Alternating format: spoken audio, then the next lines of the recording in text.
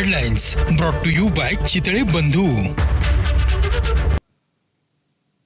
Break नंतर bulletin मध्ये आपलं स्वागत. मराठा आरक्षणाची मागणी ज्या सरसकट शब्दाभोवती फिरत होती तो शब्दच जरांगेंच्या आंदोलनानंतर हद्दपार झालाय. आरक्षण हे समूहाला नसून व्यक्तीला असल्याचं खुद्द मुख्यमंत्र्यांनी सांगितलंय.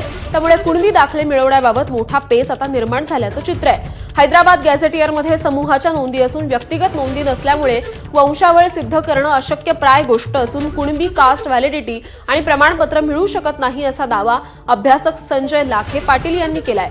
तर आंदोलनानंतर मराठा समाजाला कुणबी प्रमाणपत्र मिळणार असल्याचा दावा एकीकडे जरांगे करतायत तर मराठा अभ्यासकांचं म्हणणं वेगळंच आहे. शिंदे समितीप्रमाणे हैदराबाद गॅझेटियरचा उपयोग करून नोंदी शोधल्या जातील असा दावा जरांगे आणि समर्थक करतायत. मात्र शिंदे समितीनं शोधलेल्या 57 लाख कुणबी नोंदींपैकी 38 लाख नोंदींच्या आधारे जरांगेंच्या आंदोलनाच्या आधीच कुणबी प्रमाणपत्राचं वाटप करण्यात आलं होतं. याचे पुरावे मराठा महासंघाचे अध्यक्ष राजेंद्र कोंढरे यांनी समोर ठेवलेत. तसंच हैदराबाद गॅझेटमध्ये कुणबी जातीच्या जिल्हा पातळीवरील नोंदी आहेत. त्यामुळे गाव किंवा व्यक्तिगत पातळीवर तसं सिद्ध करता येणार नसल्याचं सराटेंचं म्हणणं आहे. तर गॅझेटमधल्या जिल्हा पातळीवरील नोंदीचा फारसा फायदा होणार नसल्याचं विनोद पाटलांचं म्हणणं आहे.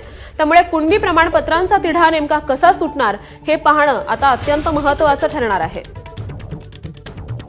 जर आम्हाला वैयक्तिक नोंदी शोधायच्या त्या आम्ही शोधल्या, त्या 48,000 निघाल्या. वैयक्तिक नोंदी आणायच्या कुठून, वैयक्तिक नोंदीचा आधार घ्यायचा कुठून? आणि मी काल काय अधिकाऱ्यांशी बोललो तर अधिकाऱ्यांचं म्हणणं आहे की शेवटच्या वेळीमध्ये उल्लेख आहे योग्य तो निर्णय आम्ही घ्यायचा आहे. आणि आम्ही निर्णय कुठल्या आधारावर घ्यायचा, आम्ही रिस्क का घ्यावी?